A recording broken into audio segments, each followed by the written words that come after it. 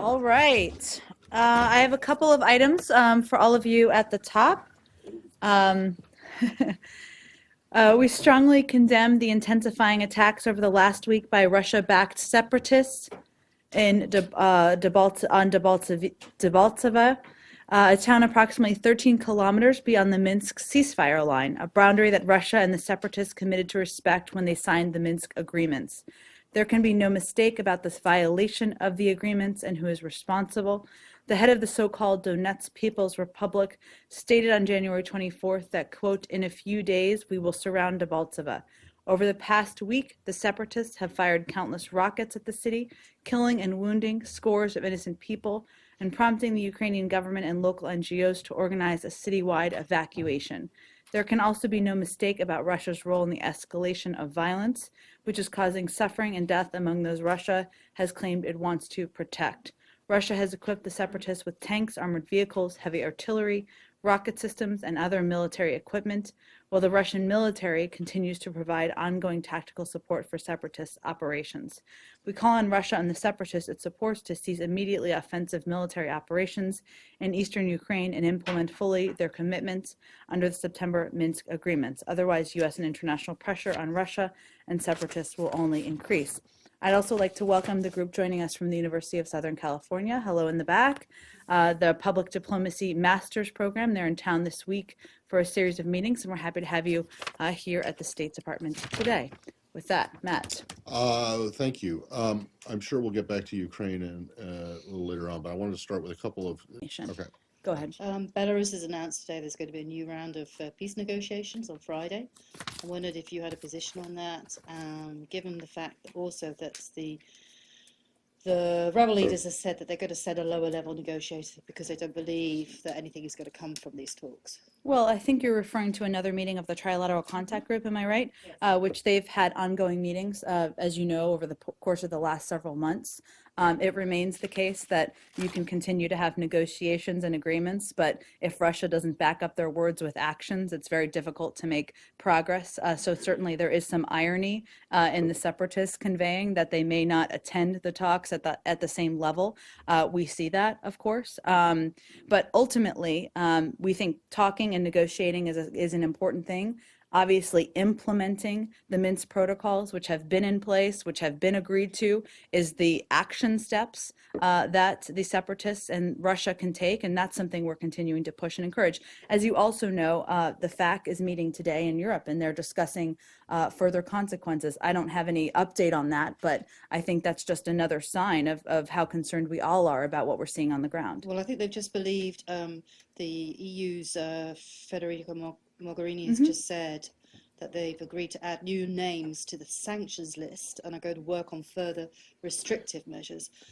Do you have a reaction to that? Is adding names to a sanctions list enough, or should you not now be thinking about deeper, more biting sanctions? Well, as you know, Joe, because you follow this closely, this has been a building process, and the EU and the United States have put in place a range of sanctions on sectors, on individuals, and this is just a further sign that the actions of the last several days and weeks are absolutely unacceptable, and that there will be new consequences put in place.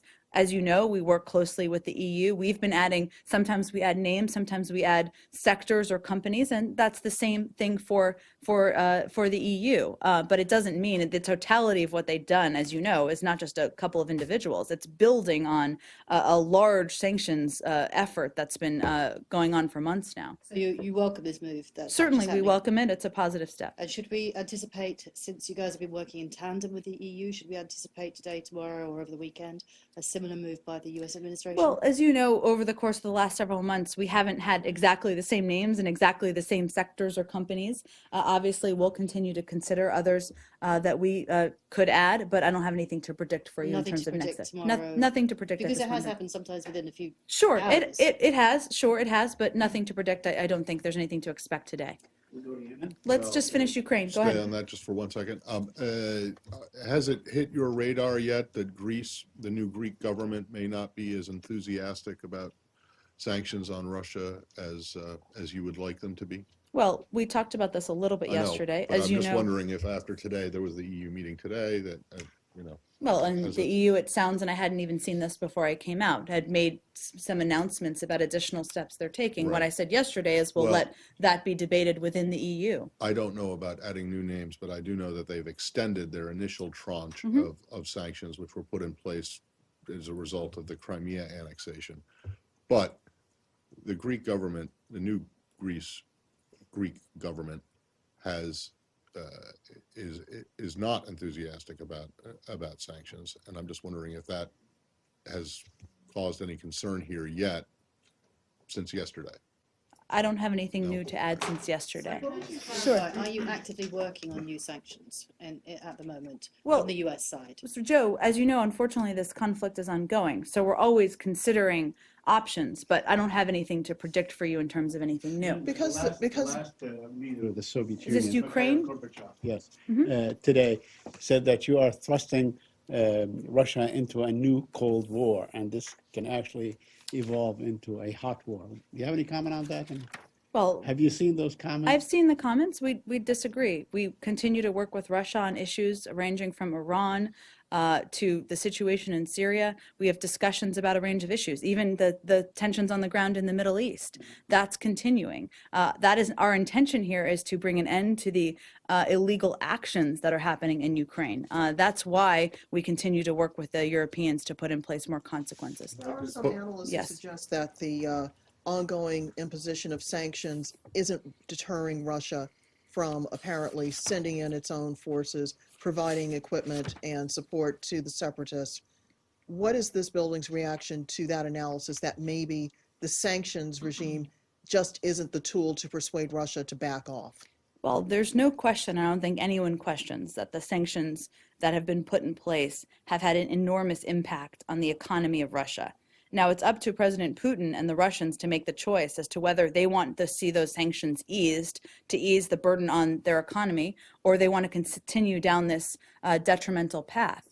We continue to believe that this is the right approach. We also continue to support Ukraine with a range of support, as do the Europeans. But again, there's been an agreement. The question is, will they implement the agreement? So this is something we'll continue to negotiate on. We'll put consequences in place if needed, but this is our determined approach at this point. Just going back to the Gorbachev and the Cold Yes. War, the argument that, no, this is not a new Cold War or resurgence of the Cold War,